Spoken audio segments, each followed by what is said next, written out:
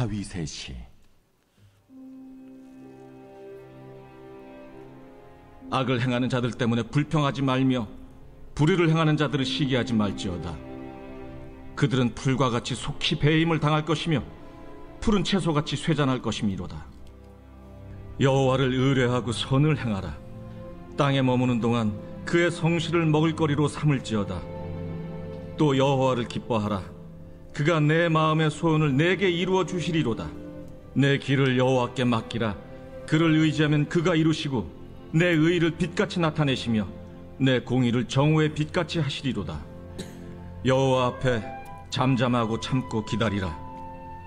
자기 길이 형통하며 악한 꾀를 이루는 자 때문에 불평하지 말지어다. 분을 그치고 노를 버리며 불평하지 말라. 오히려 악을 만들 뿐이라. 진실로 악을 행하는 자들은 끊어질 것이나 여호와를 소망하는 자들은 땅을 차지하리로다. 잠시 후에는 악인이 없어지리니 내가 그곳을 자세히 살필지라도 없으리로다. 그러나 온유한 자들은 땅을 차지하며 풍성한 화평으로 즐거워하리로다. 악인이 의인치기를 꾀하고 그를 향하여 그의 일을 가는도다. 그러나 주께서 그를 비웃으시리니 그의 날이 다가옴을 보심이로다.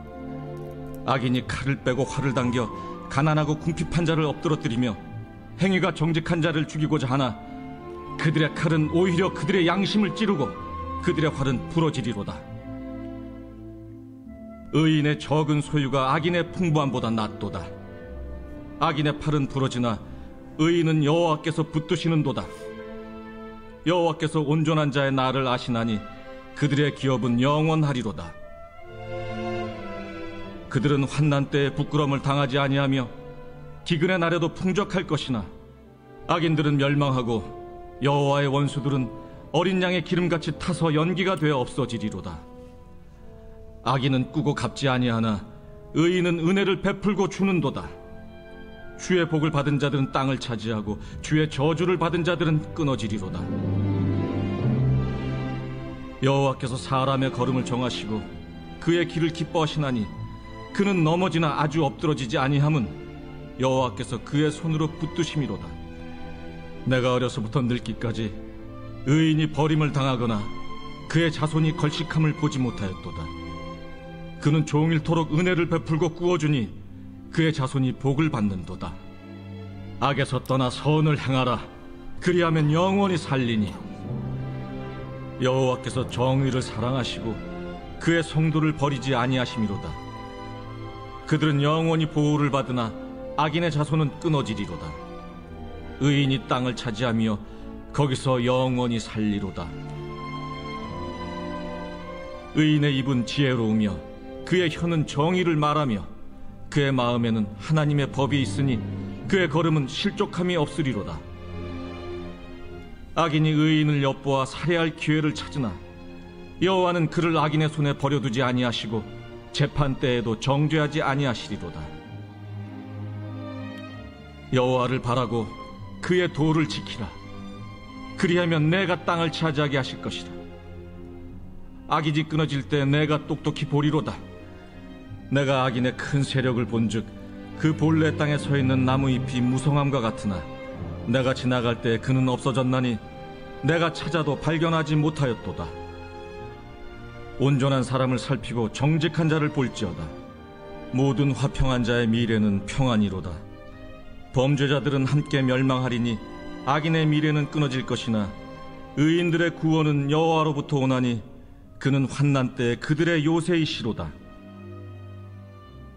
여호와께서 그들을 도와 건지시되 악인들에게서 건져 구원하심은 그를 의지한 까닭이로다.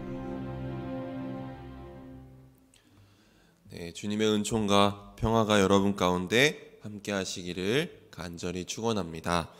네, 또 각자의 처소에서 예배의 자리를, 기도의 자리를 사모하고 지키는 모든 성도님들 가운데 동일한 은혜가 있기를 주님의 이름으로 축원합니다. 오늘은 어쩌다 비틀거려도 라는 제목으로 말씀을 나누고자 합니다.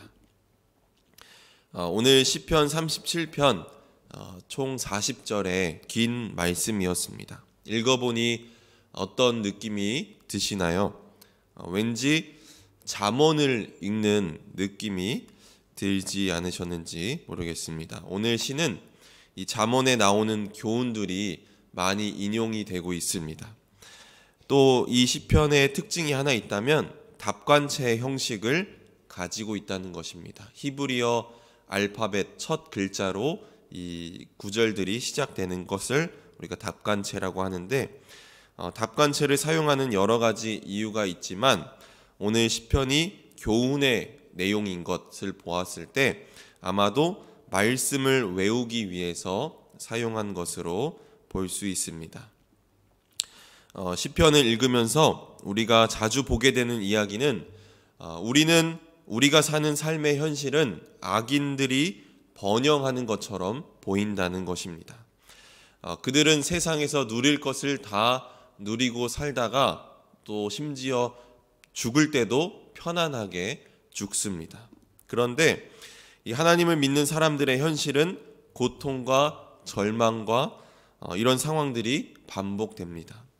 우리는 때론 예수 믿으면 모든 일이 잘 될 거야 라고 말할 때가 많이 있지만 현실은 모든 일이 잘 안 되는 것처럼 보일 때가 참 많이 있습니다. 잘 되면 좋겠는데 잘 안 될 때도 많이 있습니다.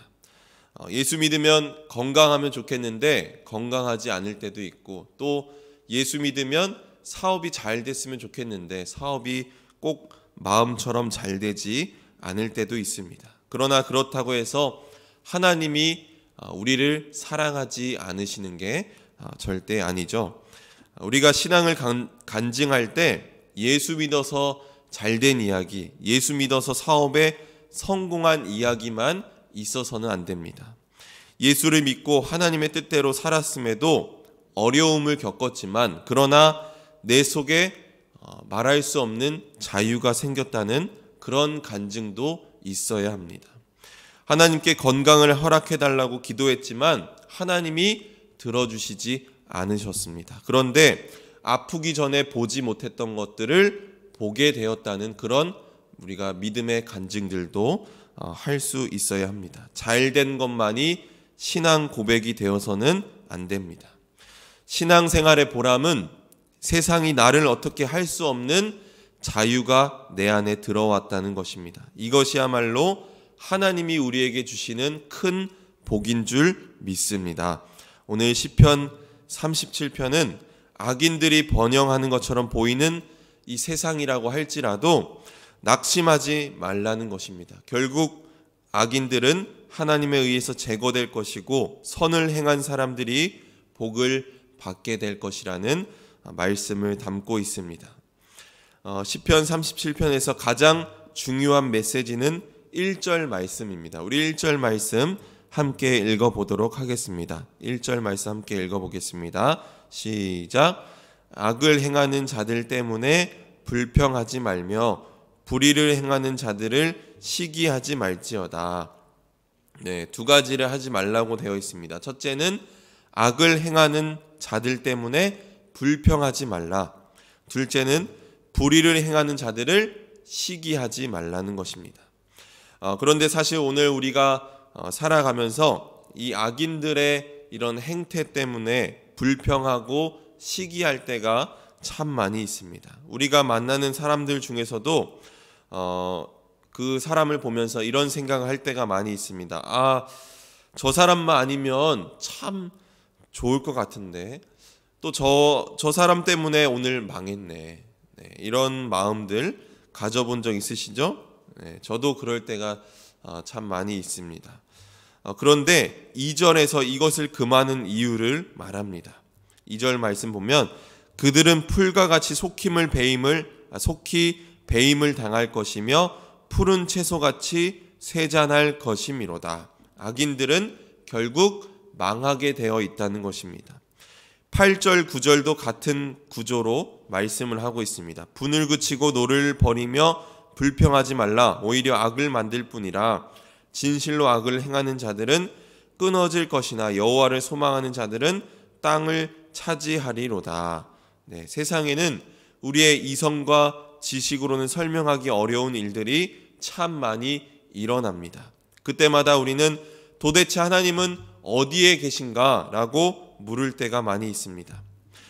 신앙을 보상의 측면으로 이해하는 사람들은 때론 그런 현실들이 이해되지 않을 때가 참 많이 있습니다. 욥기에서 사탄이 도전한 것도 바로 이 부분입니다. 욥기 1장 9절 말씀을 보면 사탄이 여호와께 대답하여 이르되 욥이 어찌 까닭 없이 하나님을 경외하리이까? 라고 사탄이 욥에게 도전하고 있습니다. 까닭 없이 하나님을 경외할 수 없다는 것이죠. 신앙을 보상으로 생각하는 사람들은 그래서 이렇게 말합니다. 하나님, 저 주일 예배에 빠지지 않고 11조도 빼먹은 적 없고 감사헌금도 꼬박꼬박 했는데 하나님 저에게 왜 이렇게 하세요? 라고 말할 때가 많은 것이죠. 그러나 진정한 믿음은 하나님이 내게 보상해 주시기 때문에 하나님을 사랑하는 게 아닙니다. 오히려 하나님께 받은 은혜가 너무 크기 때문에 하나님 앞에 나아올 수밖에 없는 것입니다. 신앙은 계산이 아닙니다. 신앙은 투자도 아닙니다. 하나님의 한없는 은혜와 사랑에 대한 감사입니다. 보상에 대한 생각을 우리 마음속에서 지워버릴수록 우리의 기쁨이 순수해지고 또 감사가 더욱 깊어질 줄 믿습니다. 그런데 오늘 이 시편이 우리에게 말하는 것은 현실이 불합리하고 현실이 뜻대로 되지 않는다고 해서 불평하거나 시기하지 말라는 것입니다. 오히려 중심을 붙들고 확고하게 나아가라는 것입니다. 시인은 철저하게 하나님을 신뢰하라고 말씀하고 있습니다. 그것이 성실한 삶의 뿌리임을 말합니다. 하나님이 아닌 세상의 다른 어떤 것을 의지할 때 우리의 삶은 중심을 잃고 흔들릴 수밖에 없습니다. 우리가 마음을 다하고 뜻을 다하여 사랑해야 하는 한 분은 오직 하나님인 줄 믿습니다. 하나님을 확고히 붙들고 나아가시길 간절히 소망합니다. 그러면서 시인은 의인에 대한 이야기를 23절부터 말씀하고 있습니다. 우리 23절, 24절 말씀을 함께 읽어보도록 하겠습니다. 23절, 24절 말씀 함께 읽습니다. 시작. 여호와께서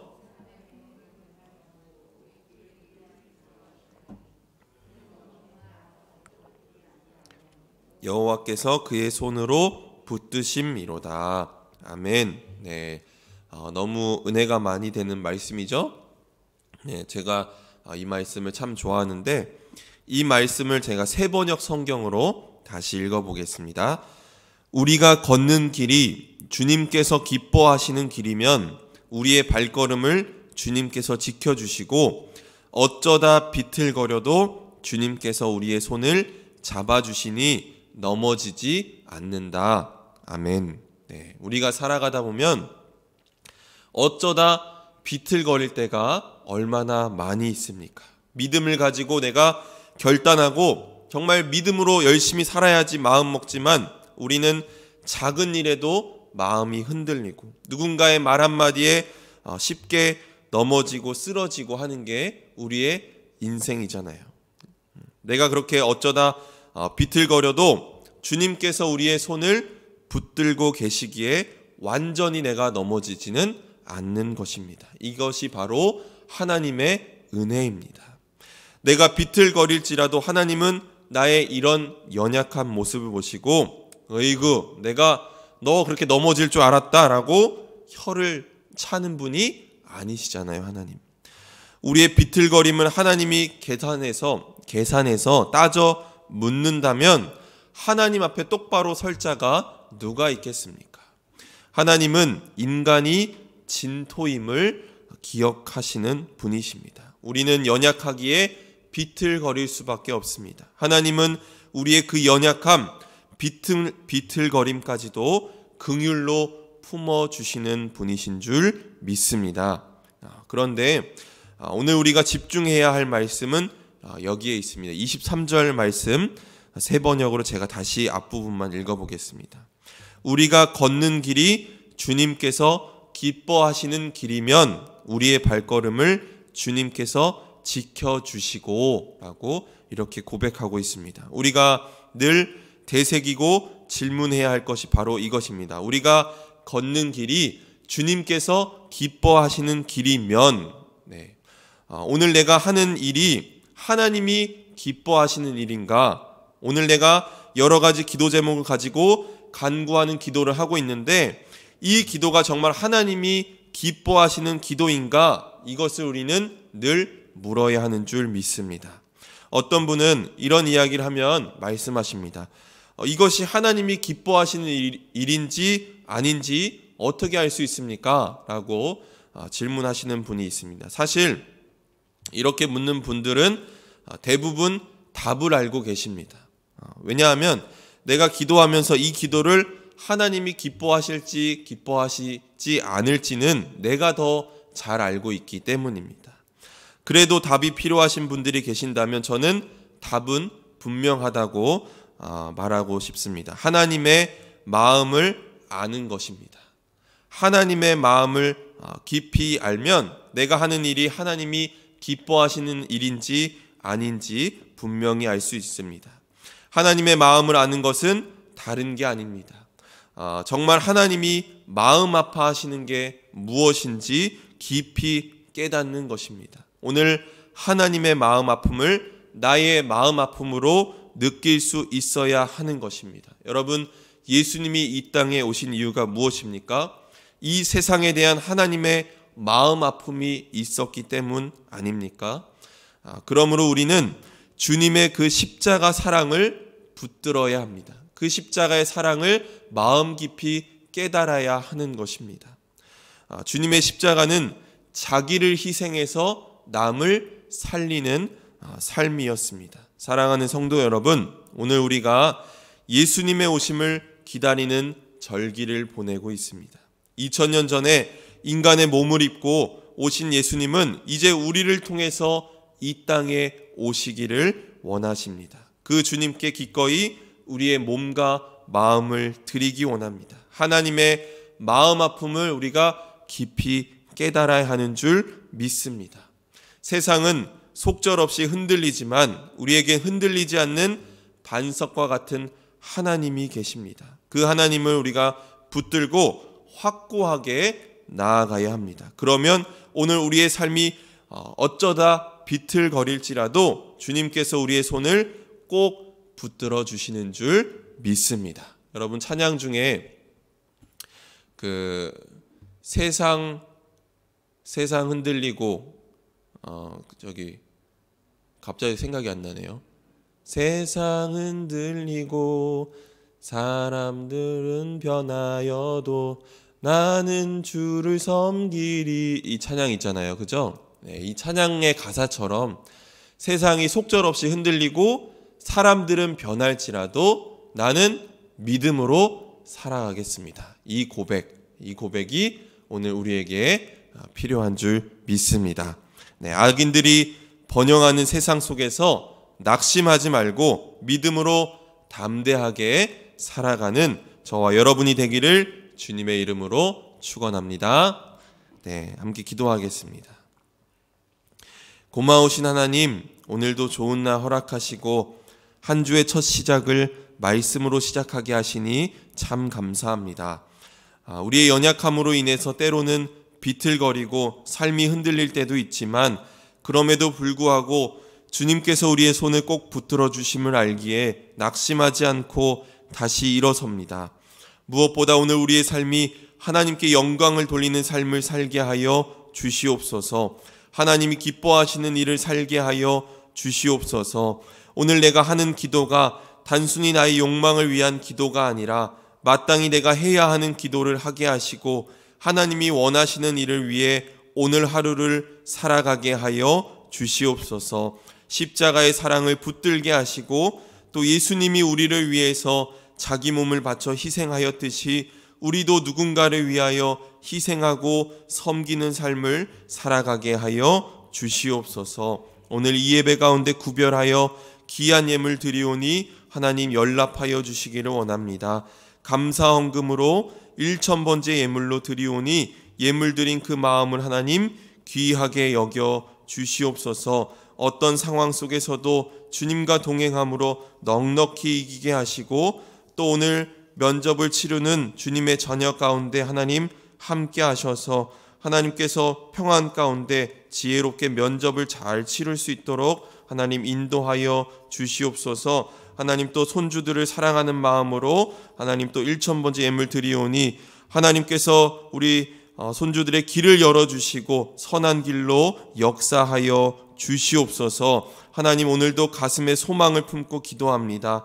하나님이 우리 편이시라는 것을 늘 마음에 새기고 나아가게 하여 주시옵소서. 모든 문제들, 모든 어려움들 하나님께서 해결하여 주시고, 또 기도하는 제목들 간구하며 나아가오니 응답하여 주시옵소서. 모든 것 주님께 맡겨드리며 예수 그리스도의 이름으로 기도합니다. 아멘.